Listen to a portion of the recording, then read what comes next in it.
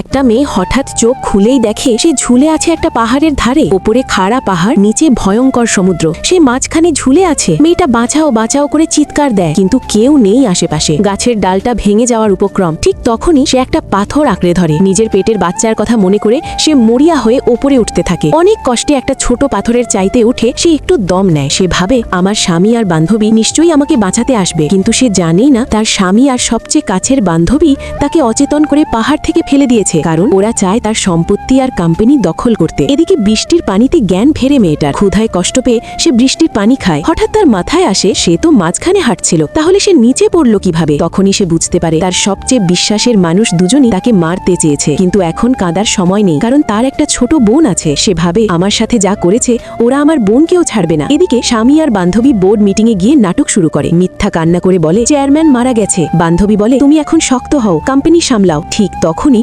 মেয়েটার ছোট বোন এসে হাজির। সে চিৎকার করে বলে, আমার আপু বেঁচে আছে না মরেছে তা এখনো জানা যায়নি, আপনারা এই নাটক করছেন কেন? স্বামী ভান করে কাঁদে, কিন্তু বোন বুঝে যায় সবকিছু। সে বলে, এখানে নাটক না করে খুঁজতে যান। কিন্তু স্বামী অজুহাত দেয়, ঝড় হচ্ছে, এখন গেলে সবাই বিপদে পড়বে। রাগে বোন বলে, তোমরা না গেলে আমি একাই যাব। সে লোকজন নিয়ে পাহাড়ে খুঁজতে যায়। এদিকে মেয়েটা প্রায় না খেয়ে দুর্বল হয়ে গেছে। হঠাৎ সে দেখে পাশে বুনো ফল। অনেক চেষ্টা করে শেষে বেল্ট দিয়ে ডাল ভেঙে সে কিছু খেয়ে শক্তি পায়। কিন্তু বৃষ্টিতে পাথর নড়বড়ে হয়ে যাচ্ছে। নিচে শুধু পাথর। লাফ দিলে নিশ্চিত মৃত্যু। তাই সে আবার ওপরে উঠতে থাকে। হাত কেটে রক্ত বের হচ্ছে, তারপরেও সে থামে না। ঠিক তখনই তার পেটে ব্যথা শুরু হয়। অন্যদিকে স্বামী গোপনে নজর রাখছে বোনের ওপর। সে বুঝে গেছে বোন তাকে সন্দেহ করছে, তাই সে সিদ্ধান্ত নেয় বোনকেও মেরে ফেলবে। সে গিয়ে নাটক করে বলে, আমি তোমার সাথে পাহাড়ে গিয়ে খুঁজবো। দুজনেই পাহাড়ে যায়। বোন সবাইকে বলে, আলাদা হয়ে খোঁজো। এই সুযোগে স্বামী ইশারা করে, বান্ধবী অন্যদের ব্যস্ত রাখে, আর সে একা বোনের দিকে এগোয়। এদিকে মেয়েটা এখনো ঝুলে আছে পাহাড়ে। হঠাৎ সে দূরে একটা গুহা দেখতে পায়। আশা ফিরে আসে তার মনে। সে প্রাণপণ চেষ্টা করে গুহার দিকে ওঠে। অবশেষে সে গুহায় ঢুকে পড়ে, কিন্তু ঠান্ডায় তার শরীর জমে যাচ্ছে। তাই সে আগুন জ্বালানোর চেষ্টা করে। অনেক কষ্টে আগুন জ্বালাতে সফল হয়। তারপর সে ধোঁয়া তৈরি করে, যেন কেউ দেখে তাকে বাঁচাতে আসে। ঠিক তখনই